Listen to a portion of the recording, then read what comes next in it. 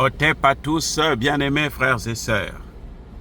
La guerre commerciale entre l'Union européenne et la Chine est en train de prendre une ampleur, mais alors incroyable, une tournure terrible. Jusque-là, ce sont les Européens qui donnent des coups. Mais je vais vous dire une chose. La Chine ne répond pas encore. Parce que malgré les coups que l'Union européenne est en train de donner à la Chine, c'est comme si c'était un ballon qu'on tapait contre le mur. Donc ça touche le mur et puis ça revient. Et ça ne fissure même pas le mur. Les Européens s'attaquent au marché de voitures électriques. Vous savez que plus de 9% des voitures électriques en Europe sont des voitures chinoises.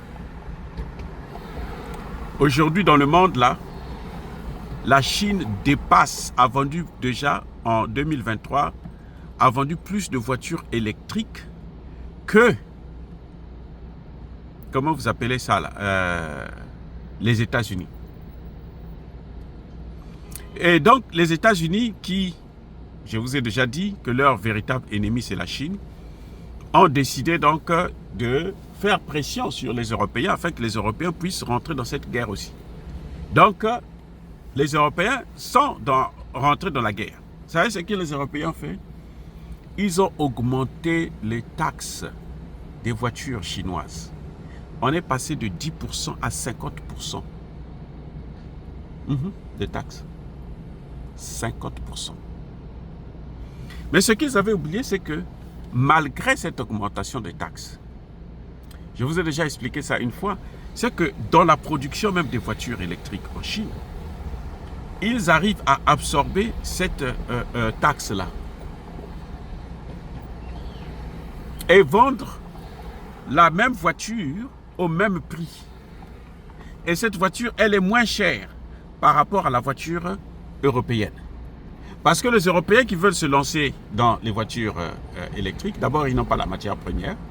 Il faudrait qu'ils commencent cette matière première. Il faudrait la technologie et il faudrait la main-d'œuvre. Donc, le coût de production d'une voiture électrique en Europe est alors 3, 4, 5 fois plus cher que le coût de production d'une voiture électrique en Chine. Pour que les Européens, et notamment l'Allemagne qui est le grand producteur des voitures en Europe, pour qu'elles puissent être compétitifs, il faut qu'ils puissent baisser les coûts de production. Or, ce que nous constatons depuis la guerre en Ukraine, c'est que les coûts de production en Allemagne sont en train de se multiplier par 2. Ça augmente. Ça ne diminue pas. Ce qui fait que sans que la Chine ne réponde à ces mesures de représailles, de limitation de ces voitures, ils ont toujours des problèmes et des problèmes graves. La voiture chinoise coûte toujours moins cher, elle de meilleure qualité que la voiture européenne. Maintenant, les voitures normales. Déjà, il faut savoir que la Chine, en un peu plus de 10 ans, a investi 230 milliards de dollars pour développer justement l'industrie automobile. 230 millions de dollars. Ce que les Européens ne peuvent pas faire. Vous avez vu pour l'Ukraine, pour donner 50 milliards tout récemment là, il a fallu que l'Europe puisse faire un prêt, le premier prêt européen, qui sera payé donc par tous les pays européens. C'est pour donner à l'Ukraine. Donc, en fait, les Européens se sont tellement concentrés sur l'Ukraine qu'ils ont oublié les autres aspects. Et l'Allemagne, pour baisser les coûts de production, il faudrait qu'elle ait l'énergie moins chère. Or, l'énergie moins chère, c'est l'énergie qu'elle avait en Russie.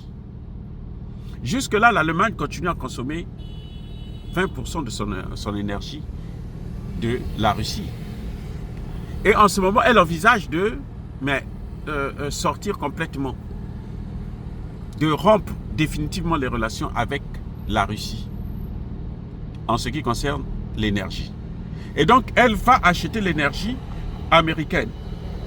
Ou plutôt, les compagnies allemandes vont délocaliser pour venir aux États-Unis. Ce qui crée une perte d'emploi, mais alors incroyable. 2024, on attend pour Volkswagen seulement plus de 6 000 emplois au niveau de l'Allemagne. Plus de 6 000 emplois. Et jusque-là, la Chine n'a pas encore réagi, comme je disais tantôt. La Chine, ce qu'elle peut faire, elle peut aussi augmenter les taxes pour les voitures, les gros cylindrés allemands. Les BMW, Mercedes, Volkswagen et tout, qui sont très consommés. La Chine est le premier consommateur des voitures allemandes. Donc si la Chine ferme là aussi, là, c'est fini. C'est pour ça que vous voyez que ces pays-là, européens, veulent à tout prix s'accaparer de la RDC. C'est ce que Tshisekedi n'a pas encore compris. Ils veulent prendre la RDC. C'est-à-dire que prendre la RDC et faire ce qu'ils avaient fait avant. Les Congolais là vont travailler pour eux. Ils vont extraire les matières premières à main nue pour eux, comme ils faisaient avec le caoutchouc. Ceux qui ne font pas, produisent pas assez, on coupe les mains. C'est ça qu'ils vont faire. Parce qu'un peuple qui ne prend pas, ne prend pas conscience de son histoire, ne soyez pas surpris qu'il puisse subir ce qu'il avait subi avant. Que la situation, le calvaire qu'il avait subi, là, puisse se répéter. C'est ça l'enjeu de la RDC. C'est parce que c'est ces matières premières-là pour les voitures électriques. Les Européens ont besoin de la RDC, que la RDC leur appartienne. Qu'il n'y ait pas de compte à rendre au gouvernement congolais. C'est ce que Tshisekedi n'a pas encore compris. Vous voyez. Donc, bien aimés frères et sœurs, les Européens continuent, mais de se tirer des balles dans, carrément, même plus au pied, mais dans la tête. Ah oui. Et je vais vous faire savoir aussi une chose, c'est qu'il y a une baisse de natalité en Allemagne qui ne dit pas son mot. D'ici 5 à 10 ans, l'Allemagne sera à court, déjà ça a déjà commencé, la recherche des personnes en âge de voter et de travailler. L'Allemagne que vous voyez là.